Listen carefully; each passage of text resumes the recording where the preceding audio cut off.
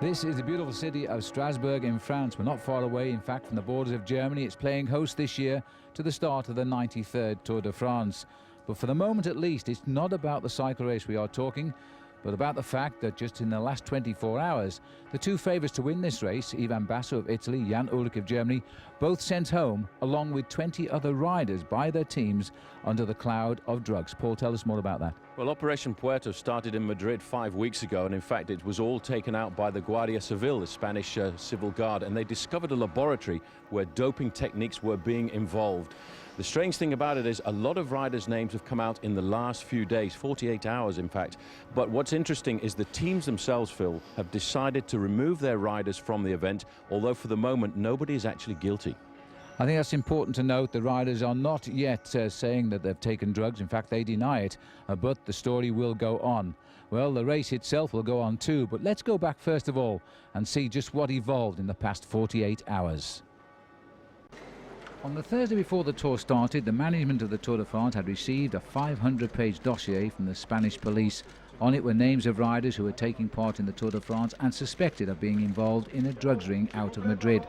Bjorn Rees here was the manager of Ivan Basso. The other riders about to be left off the Tour included Isidro Nozal, Alan Davis of Queensland, Yoshiba Bolocchi, Francisco Mancebo, Ivan Basso and Oscar Sevilla, and there were others as well. The meeting of the 21 team managers was in private, and once that meeting was over, the news was conveyed to the press by Patrick Lefevre, chairman of the Teams Association. All the 21 teams present voted unanimously on this decision. We decided that the riders would apply the ethical code of the sport. And then we decided whether or not the riders pulled out, implicated in this affair, would start. We decided not to let them start because we wanted to send out a very strong signal to the sport of cycling. Indeed, Patrick Lefevre was devastated by this news, and the response then came from the Deputy Director of the Tour de France, Christian Prudhomme. I would just like to confirm to you that we still have the strength. I'd like to reaffirm the fact that we have the strength to battle against this problem of doping. The enemy here is not cycling, the enemy is doping. Cycling is a marvelous sport with great cyclists and with great champions. And what we want to do is work together so people can continue to dream about this great sport. And it was T-Mobile who were the first to make the announcement. Out of the Tour de France was Jan Ullrich, the grand favourite. With him, one of his famous supporting riders, Oscar Sevilla. Ulrich's manager, Rudy Pevnage, was also sent away from the Tour. This was devastating news for everybody concerned with the Tour de France.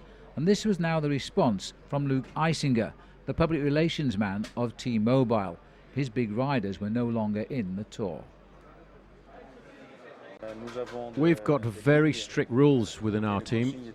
Everybody understands the rules. They're very strict. Rudy Pevnage, Jan Ullrich and Oscar Sevilla, they understood those rules very well. It means that if there's anybody who contravenes those rules, they're going to have to expect the consequences. And today they understood what those consequences were. There you have it. And Jan Ullrich, never before involved in a major doping controversy, was denying vehemently that he had nothing to do with what had happened in Madrid. All I can say to you is that I'm extremely shocked.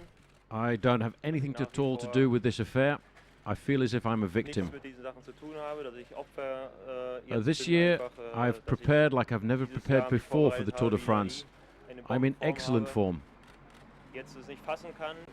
The whole of the team is devastated by this, and in fact they didn't want to start the Tour, but I asked them to carry on, to go out there and battle for me, on my behalf. I have to say now I think I need a couple of days rest, because these moments that I've lived have probably been the most difficult days of my whole career. I'm absolutely shocked at the moment, and in a short while I'm going to meet with my lawyer and decide how I can carry on to prove my innocence. I'll continue to fight, and I'll continue to try and prove my innocence. So Ulrich was on his way home, and in all 9 riders were being sent from the various teams around the Tour de France. The other big name, of course, was Ivan Basso, who really was the big favourite to win the Tour de France this year. Bjarne Riis is his manager, and he had to tell him he was no longer riding the Tour, and this is what he had to say. He wanted to stay in the race, that's certain, but he had to understand my decision. That's my job. Well, how did you explain that to him? Did you explain that there were suspicions around him? Yeah, basically that's what I told him. And he still claims innocence. And the third big name to lead the Tour de France was the Spanish rider Francisco Mancebo. He'd finished 4th in the Tour last year and was expected to be a podium place this time around. He was also now protesting his innocence. All I can say is I really don't understand. I'm not implicated in this affair at all. In my head, I'm completely serene. I'm not really touched by this affair, but obviously I'm a little bit badly motivated at the moment. What I want to do is to get some further information, find out what this is all about, and then maybe in the future I'll be able to get back to my team and get back to the bike racing, because that's what I need. The leader of the new Estonia Worth team was Alexander Vinokourov. Now his name wasn't on the list, but 5 of his teammates' names were, and they were sent home. And as a result of that, the Estonia Worth team didn't have enough men left to comply with the regulations of the Tour de France, and this meant that Alexander Vinokourov could not start the event. And Vinokourov was hoping this year to again appear on the podium in Paris. Instead, his whole squad was on the way home. Now, one man who thought all of this controversy was a good thing was Marc Madiot, the team manager of Française des Jeux. No. It's not bad news at all. Nope.